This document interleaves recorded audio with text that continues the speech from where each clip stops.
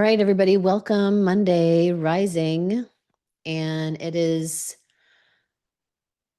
going to be about a couple things. It's going to be about revision, understanding Neville Goddard's reason we do revisions. And we've been practicing revisions in our experience already, right?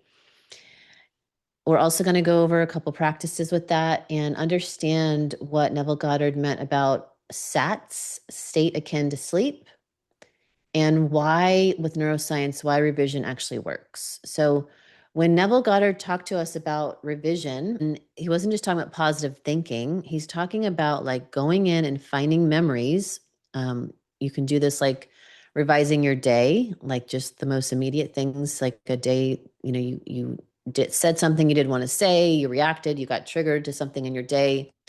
Or it could be something just like a long-term memory that you know still needs revising, and it's just showing up in your reality. So when you are in a state akin to sleep, meaning you're getting ready to fall asleep, right? When your brain is moving from high beta, alpha, and then theta, you're slowing down that brain state and you're becoming more neuroplasticity or neuroplastic.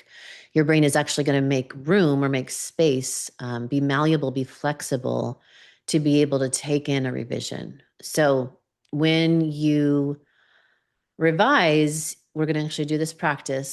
You don't have to do like the whole memory. It's like you're looking at, if you were to look at the memory of what happened, let's use something more present. And when you go to think about it, there's just this one strong scene. I did it this morning already, mine. It was a time the other day when I was in the vehicle with my father, and I was in the back seat, and he couldn't hear me. And most of my life, he couldn't hear me, like because of ear trouble. And, that could be like literal ear trouble, but could also be like selective hearing. We know that yourself included, people can selectively not want to hear something, so like they won't be able to hear. It'll be muffled. Like they literally have seemingly physical hearing trouble. So, but when they do want to hear, or when you or they want to hear, you actually have better hearing, just like you have better vision when you're in a higher vibration and aligned. So because of that, I usually just let him dominate the conversations and just listened. Most of my life, I would spend driving the vehicle with my father when I would be with him, and he would tell me stories, tell me about his life, etc. And they were great times. But when I would go to speak, he couldn't hear me. So it happened the other day, and I got triggered, and I under my breath, not even under my breath, I said it pretty loud, but he couldn't hear me. I said, "You never listen to me. You never hear." And I said, there was that old version self.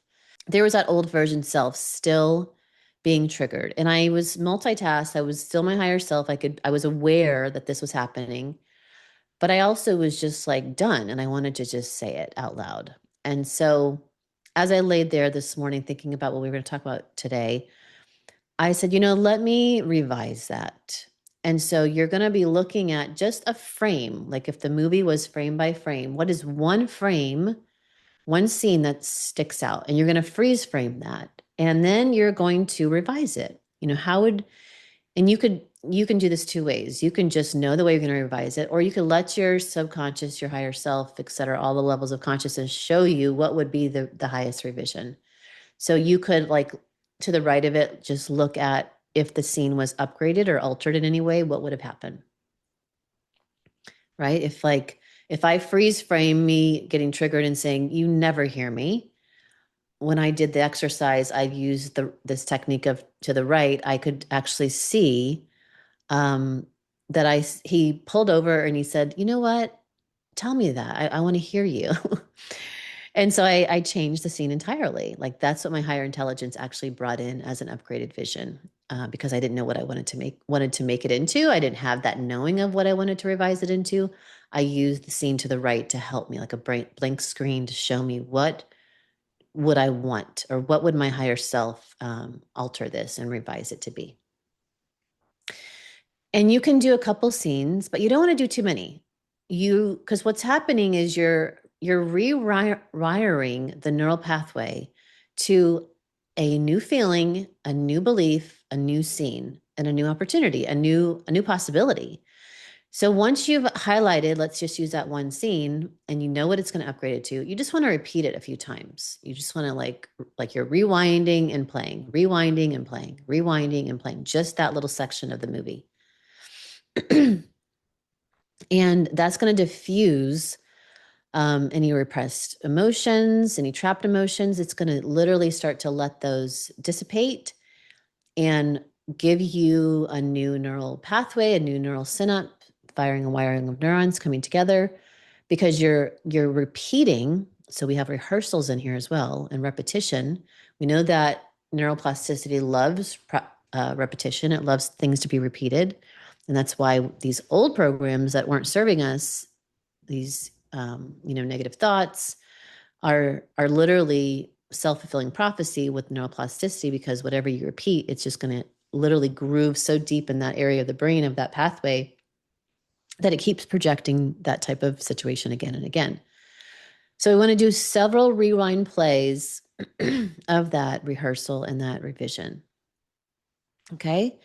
And so that I wanted to pass that on to y'all, because yes, we've learned higher self method, and we know that this month is going to be all about, and we've almost done with this month. We're about halfway through, but we know that this month is about putting practices into place that are more reality alchemist style, hypnotic, quick things that we can do when we understand Neville Goddard's work, and when we understand that we are an eternal soul here to master the multiverse through our universal projection. So I said that. And I know, I wanted to share with you that you can do this at any time. Yes, you can do it. The two most powerful times I will say is when you're already slowed down brain state has happened, meaning you're about to fall asleep, or you're just waking up and you're drowsy.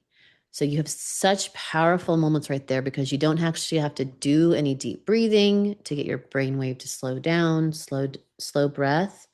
You don't have to do much. It's going to already be available. Now, if you were in the middle of the day and you wanted to practice this because you acknowledge that, you know what, I'd like to rewrite that scene, I want to revise it.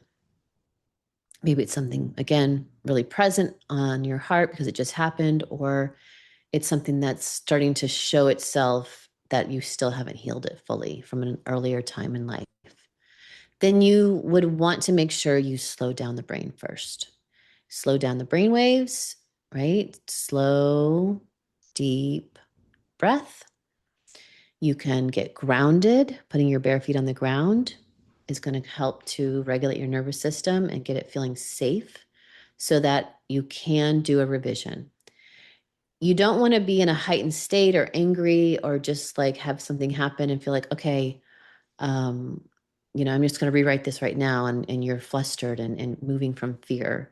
Your brain is not going to take that in. It's going to literally still stick to what just happened. So we want to slow down, get our breath regulated, our body regulated, get our heart open again so that the body and the brain can allow a new revision, a new scene to come in. Okay.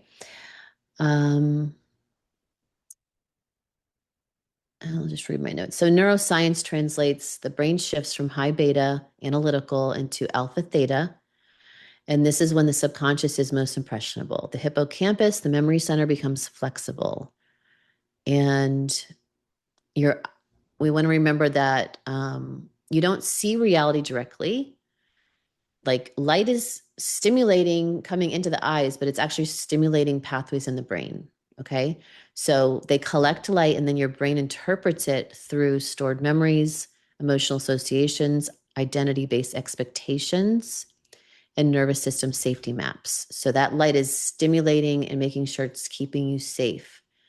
And so that's why you may sometimes see reality twisted in a fear-based reality, because the light is stimulating safety, or you're getting ready to walk into a situation and you're predicting a negative outcome. And so these rehearsals and these revisions of upgrades then have you go into these situations again. Like if I get in the car with my father again and I do these revisions for a few days, then that same scenery, same probability setup of me being in a car listening to my father can go differently because I've rehearsed it and allowed for my nervous system to feel safe with the change that I'm installing. You want to make sure that things that we put in are rehearsed enough that the body and the subconscious mind feels safe to allow them to be the new default.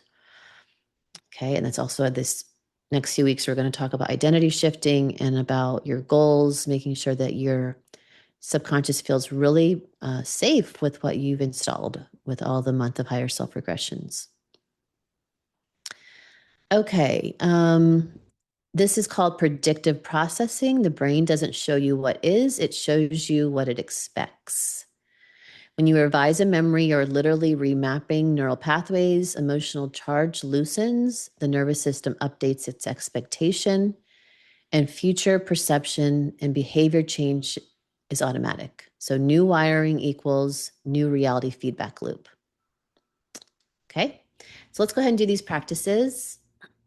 You can go ahead and stay seated or lie back. We're just going to flutter the eyes, open and closed, open and closed. And then close your eyes and let's start taking some deep breaths, inhaling slowly.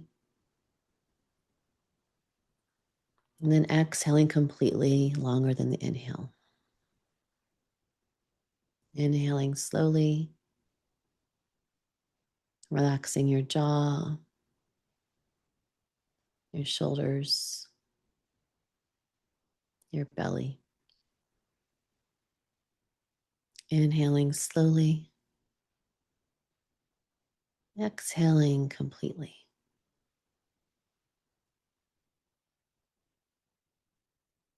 And we're going to say internally to ourselves, I am safe to receive new impressions.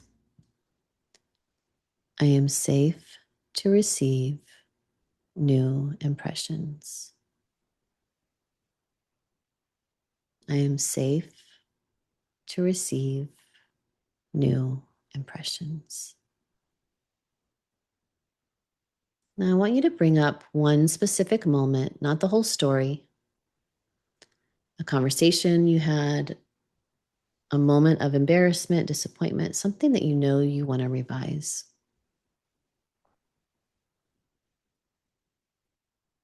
I want you to pause the scene like a still frame. And I want you to go ahead and either, if you know how you want to rewrite it, rewrite it. And if you don't, right to the right of it will be a new scene to rewrite it to, an upgrade. Just a still frame upgrade.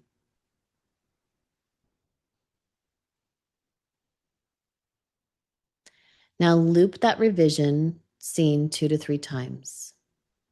Like you're rewinding back to the old frame to the new, the old frame to the new.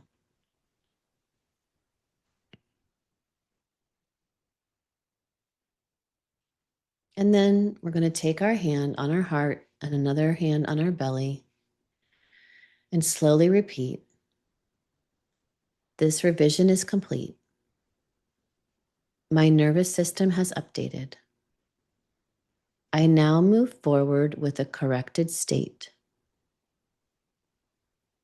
I now move forward from the corrected state. I am now someone who is received. I am now someone life works with. I am now someone who is chosen.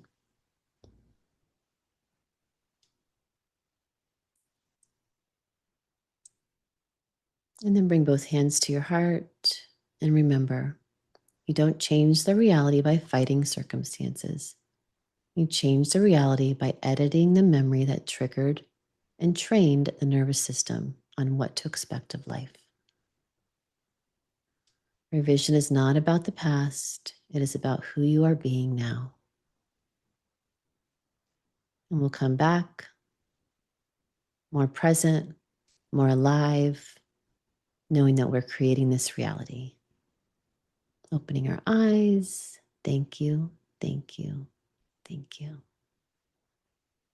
Do the revision tonight when you go to bed, and do the revision when you wake up. See you on Wednesday.